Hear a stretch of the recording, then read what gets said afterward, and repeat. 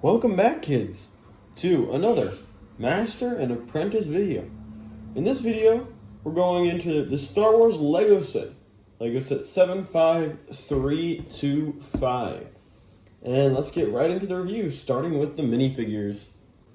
With our minifigures, we have the Mandalorian, obviously, N-1 in here. We have Baby Yoda, otherwise known accurately as Grogu.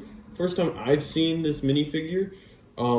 Fits on a one stud space, very tiny as you can see in comparison, even smaller than the droid. Then we have Peli Moto, and she has two facial expressions, that one and this one. She comes with a utility belt, which is nice to see because in the show The Mandalorian, she's always wearing a utility belt, working on stuff. Comes with this wrench. It's really nice. BD1, I assume it's BD1. It could be just another BD droid. I guess that has not been confirmed yet. Also fits on a one stud space. Yeah, very small minifigure right there. Of course, it depends on if you consider a droid a minifigure. Back to Din Djarin, we have him with the dark saber. We have him. You can take the mask off. See his face. Has his jetpack. And just really cool art style on the minifigure himself. Just all around, just very in-depth. It doesn't look exactly like Beskar armor. That is slightly disappointing. It's brown, and he wears brown, but it looks a bit more limited to what is Beskar than I recall what was on the show. I don't know. I think it is a sick minifigure. Still looks really cool, especially with the jetpack. We'll get more into that later. Grogu is just as detailed. I mean, I lied. He has nothing on his back. Small sack on his shoulder. Nothing crazy there. BD1 could use some work. BD again. Small, couple buttons. I understand it's a small minifigure, but it's very, very plain. Has another place to hook into a stud somewhere. Kind of like that.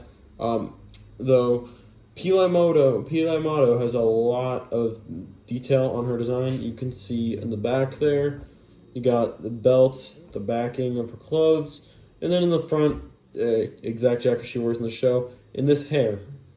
Sorry, but this very, very detailed hair.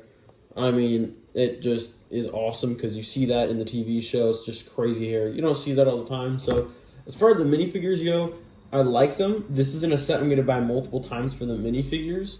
But buying once to get a Grogu, to get a BD droid, to get Mandalorian, to get Peli Moto, I like it. Just to buy it once. Again, I'm not buying it multiple times for the minifigures because there's no clones, there's no droids, except for BD, of course. But it's not something you'd buy multiple times for the minifigures. Now let's get right into the box art. To get right into the box art, we got the front here. It's a pretty plain background, nothing crazy. We got Mandalorian, just all the minifigures in the bottom right-hand corner shown. It does have this Boba Fett and Fennec Shand box art, which I am kind of interested by. I believe this set did come out for the Mandalorian series, so that is kind of surprising for me. Maybe it's a promotional, and perhaps I have the timing wrong and it actually came out for the Boba Fett series. But either way, this shows off a couple features of this ship, where the blaster shoots, Grogu and Mandalorian are supposed to sit. Then the thrusters have a nice little glow. It's kind of cool. Let's get right into the back box art. For the back here, we have it showing the exact features of every point of this ship. It's really not a complicated ship. I like the design. This comes out for a storage unit for his jetpack. And then this is how you shoot the blaster. Again, pretty basic, but it doesn't need to be. The background is nice because I believe this is her shop. So it's kind of cool that you have the little shop in the background and see the whole setting of where this ship was made. And then you get the BD droid in there and shows you that the windshields can go up and all that. So not crazy on this back. Let's get into some of the side art real quick. This side is really the only side that's interesting. Shows you at the top Lego and then the ID number, Star Wars, and then just the side view of the shuttle or the ship. Nothing really, Starfighter, I'm sorry. Nothing really interesting here. Alrighty, let's get right into the actual Starfighter itself. So I like this a lot because it is a rustic design. It's pretty sturdy for the most part. There is these two engines, I believe, which aren't very sturdy. I actually did not build this incorrectly. This is just how they are. They're supposed to move just a tiny bit, as you can see. I like that they have yellow here because it shows that this is a rustic design. It's not meant to look perfect because Pili Motto made this herself. She rebuilt it from different parts. So she had to just take some random parts here and they're not the right color. If they wanted to make a perfect N-1 Nabooian Starfighter, they would make it shimmering, perfectly gray, perfectly silver, nice looking. They purposely didn't do that because that's not what was in the show, and I really respect them for that because that would kind of suck to see a perfect looking design on a ship that you know is not perfect. Thrusters, I always look at the look of these. If you saw my Imperial shuttle review, I mentioned how I like the look of them, and I still do in this one too. This comes with a little blaster. So let's see how it shoots. You press down on this top button up here, and then it shoots straight out. It has whatever spring is in there is pretty powerful because it comes out pretty quickly. To reload it, you just put them back in. The ship comes with 3 of those. And the other function that it has that's unique is this right here picks up. Shoot. You gotta be a bit careful with it because this one Lego piece can fall off by itself. You gotta angle it, pick the whole thing up, and it is now storage for Mandalorian's jetpack.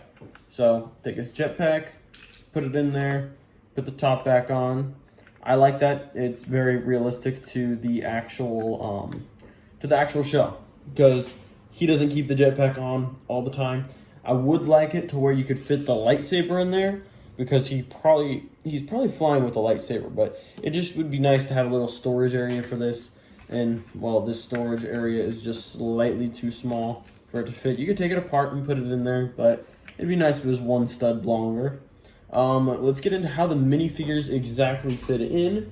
Grogu, who has a 1 stud minifigure, goes right up top, nice and easy, fits in very beautifully. Closes right on top of him. You saw how Mando's jetpack gets in, and this is clearly made for them because Mandalorian fits perfectly in. Barely just, but he fits in. And it's not a 2-studded seat or anything. His helmet does touch the windshield sometimes. You have to angle his legs down and put it right in there, and then he'll sit down perfectly. So I guess you could say it's not perfectly seated. I'll show you the inside of the cockpit real quick. You have this little leg separator, so it's not a stud seat like you see with a lot of these ships. It's one of those where the tiny crevice between his legs is how you fit him in there. It's interesting, but I like it personally. I really do. It fits exactly what you're supposed to. One complaint I had with another build, the Imperial shuttle that you might see in the background, a complaint I had with that is you can't fit minifigures into that. There's not much storage.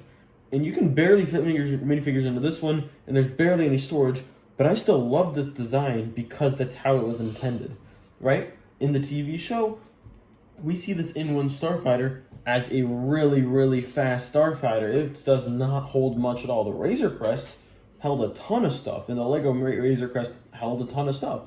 But this Starfighter was supposed to hold literally barely just Mandalorian and Grogu, and it does just that. It's beautiful how well executed this was. I like the minifigures this comes with. There's some extra designs that have stickers and some that don't. This one right here has no sticker. That's just how this piece is made. This one has a sticker. This one right here is another sticker for the trigger. And I would like to point out this is not a perfectly symmetrical build. And they could have chosen to do it. Not just the colors. You'll see right here that these are 2 solid gray colors. This one's yellow and black, and they could have easily just made these 2 more gray ones, right? They chose not to because, again, this is a rustic build. But right here, you'll see there's a specific part with a sticker on top of it. Let me take that off real quick. Little part with a sticker on top of it. Not exactly sure what it is, but I assume it correlates to something that you see on this Starfighter in the ship. And then over here, you don't have that. So I assume there was some need for this something in the show, not the ship. Either way, it's a beautiful design. Does exactly what it's supposed to. As far as realisticness, I put this at like a 9. because it's supposed to hold Mandalorian and Grogu in this ship and no more. That's all it does in the show. That's all it should do, and that's exactly what it does. It holds them beautifully. I think maybe Mandalorian could have a tiny bit more space because he has a helmet, but the fact that he has to lean back like 5 degrees bothers me hardly at all. Sturdiness, these engines don't look sturdy at all, but honestly, I could probably pick it up by one. Yeah, if I hold it by just the engine, nothing is falling apart. This is a moving part, so you have to be careful with that. But you can pick it anywhere up except for maybe the tail. And no, I'm holding it by the tail right now, and it is staying together. This is a really sturdy build, even though it is very separated. Lots of surface area, but still really sturdy. So as far as sturdiness, I give this one a solid 8 out of 10. And playability, I like it a lot because you got this little storage area. Again, I think this could have been a better design for the storage area. Something that had clamps so this could bend up or something. Not exactly sure, but this keeps falling off on me. I know I'm not the gentlest person, but this could be a little bit better of a design. But beautiful little storage area for your jetpack, and if you want to throw something else in there, there's room for that. So playability, I honestly put this at a 7 out of 10. So 9 out of 10 for realistic, 8 out of 10 for sturdiness, and playing, I put it at a 8. It's a 7.5 because you got the gun too. It's a beautiful one to play with. It's fun. I like it. I don't like how there's no place to put the lightsaber. That's my one little complaint I'd put it at. I like the minifigures. This is not one set that you're going to buy a million times to get the same minifigures over and over again. There's no droid army that you can build out of this. There is no clone army you can build out of this. If you're buying these minifigures, you're buying them once and you're done. That's at least how I see it. If I gave it an overall rating, even though I rated it 9, 8, and 8, I would honestly rate this a 7.5 out of 10 for one reason. This right here cost $60. I did not pay that. I got lucky. There was a little promo going out, but it's not worth $60. I'll actually give it a 7.5 out of 10. So 7.5 out of 10. If you can get this, I think it's worth $45, $50. I think I paid $50 for it. But just to clarify, this right here in the Boeing Starfighter had the same retail value as the Imperial shuttle, which was much bigger. Not much bigger. It was a little bit bigger. I feel like the Imperial shuttle's worth $50, and I feel like this one's worth $45. You get better minifigures out of this, in my opinion, but either way, I wouldn't spend $60 on it. $50 and $45 is what I would. If this was a $50 retail set, I would honestly rate this at an 8.5 just because of how solid it is. But I'm going to throw it at a 7.5 because it's hard to get it on a discount, and it's just not, I don't feel like it's worth $60. So, yeah, comment what you guys think down below. Do you like this Lego set? Would you buy this? What price do you think it should be? And what is one complaint that you had about this that you think it should be a little bit better? And it could be durability. It could be you think that it should be symmetrical. Just anything. Just let me know down in the comments what you think about this set.